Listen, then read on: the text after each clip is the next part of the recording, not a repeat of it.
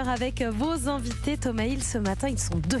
Oui, je reçois ce matin l'un des grands duos de la télévision française, Marina Carrère-Dancos et Michel Simès. Et vous êtes à nouveau donc réunis pour une émission spéciale du magazine de la santé. Ce sera aujourd'hui à 13h40 et ce sera en direct. Bien sûr, comme tous les jours, c'est toujours en direct. On continue. Bon, j'ai un petit peu peur que Michel n'y arrive pas. Ah oui, bon, c'est ça, c'est quand même un risque. Je pense qu'il va. Il a la peur que je dérape, surtout.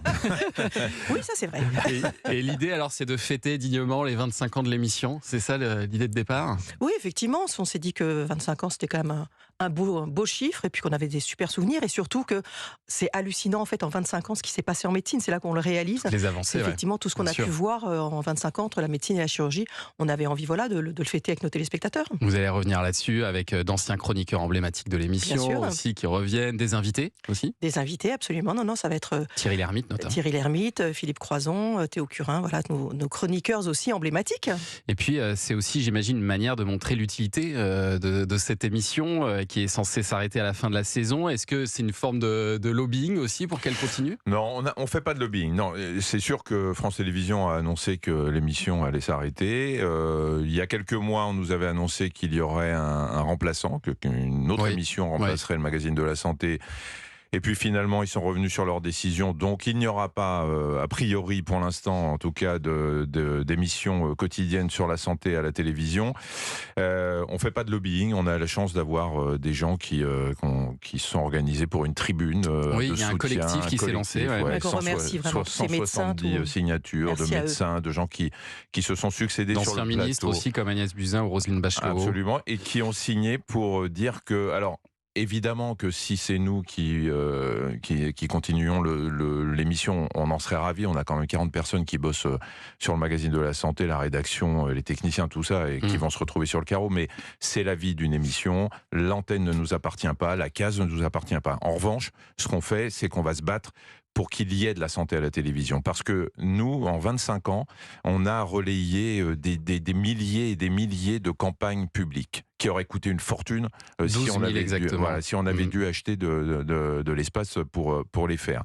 Je ne sais pas si Marina est comme moi, mais il ne se passe pas une semaine sans que j'ai pas un jeune médecin qui vienne me voir en me disant c'est grâce au magazine de la santé qu'on a fait médecine, qu'on est devenu médecin. Vous avez suscité des vocations depuis 25 ans. Je pense qu'on ne peut pas imaginer que sur le service public, il n'y ait pas une émission autour de la santé. Il n'y en a pas d'autres.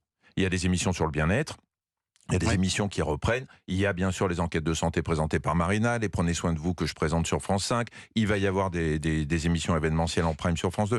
Mais une émission quotidienne, ou en tout cas régulière, au moins hebdomadaire, qui permette aux Français de venir s'informer sur les progrès de la santé, il n'y en a pas. Et ça, très franchement, c'est inenvisageable, et c'est pour ça qu'il y a eu cette tribune avec, vous l'avez dit, quelques ministres qui ont signé. Et une pétition en ligne avec plus de 10 000 signatures désormais. J'imagine que ça vous touche, Marina Carrère-Dancos. Ça me touche, je suis très touchée par tous ces professionnels, et notamment tous ces médecins qu'on a évidemment reçus depuis 25 ans, qui se sont investis et qui croient effectivement à l'importance d'une émission de santé sur le service public. Vous savez, moi je suis une enfant du service public, j'ai toujours été dans le public, travailler dans le public et faire de la santé sur le service public, c'est quelque chose qui a un sens, un vrai sens.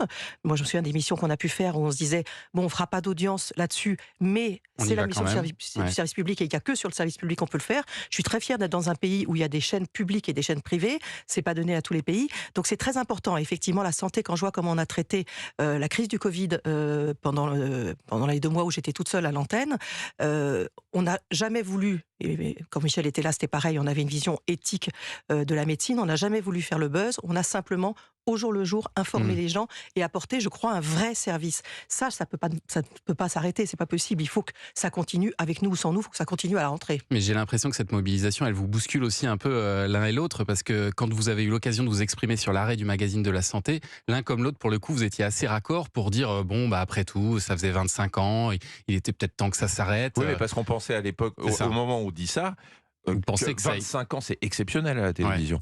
Encore une fois, l'antenne et la case ne nous appartiennent pas. En revanche, à l'époque, on disait il va y avoir un appel d'offres, d'autres boîtes de production vont être consultées, y compris 17 juin Productions, puisque évidemment, c'est nous qui produisons cette émission, on avait le droit de concourir, et on se disait au moins, il y aura de la santé à la télé. On espère que on n'est pas hypocrite, on espère bien que de gagner un appel d'offres, mais là, il n'y aura pas d'appel d'offres, il n'y a rien pour l'instant. Alors c'est en discussion. Quelle raison mais vous a donné pour l'arrêt du magazine de la santé du coup? On n'en a pas beaucoup. L'audience? Non, mais l'audience, non. Il y a un demi-million de téléspectateurs qui regardent le magazine de la santé en ce moment. L'audience s'est effritée au fil des années parce que le public jeune va plutôt, et vous le savez, vers les plateformes, les réseaux sociaux, etc. Et c'est un public qui regardait beaucoup le magazine de la santé à l'époque, mais qui commence à s'en éloigner un peu. Donc voilà, c'est classique, cette érosion. Il y a beaucoup plus d'offres aujourd'hui sur plein de chaînes. Mais on ne nous a pas donné de raison. Alors, je vous vois, Thomas, où vous voulez aller. Si c'est la guerre entre TF1 et France Télévisions qui fait parce qu'il faut dire que votre boîte de production fait partie du groupe Newen qui appartient à TF1 désormais. Ça nous dépasse. Problème pour France Télévisions. Ça nous dépasse. On n'est pas non plus complètement débile. Il est probable qu'on ait une sorte de conséquences collatérales, de victimes collatérales d'une guerre qui nous dépasse. Mettons ça de côté. Pensons juste au fait qu'il ne peut pas ne pas y avoir de santé régulièrement, quotidienne ou hebdomadaire sur le service public. Et on va en continuer à en parler tout à l'heure. En tout cas, il y a les 25 ans du magazine de la santé qui sont à fêter aujourd'hui en direct à 13h40. Restez